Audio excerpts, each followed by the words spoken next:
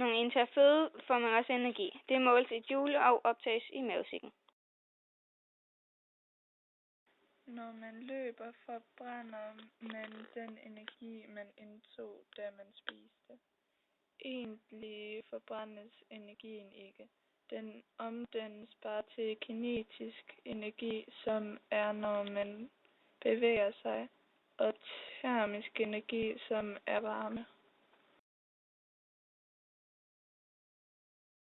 Når man kaster med en bold, giver man bolden potentiel energi, som er en mulig chance for at bevæge sig ved at kaste den højere op i luften. Jo højere bolden kommer, jo større potentiel energi. Bolden får også kinetisk energi.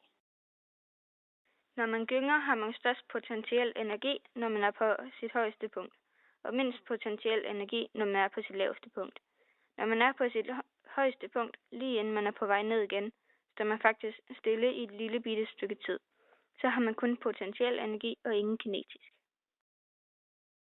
Når man klatrer opad, omdanner man sin egen energi til potentiel energi.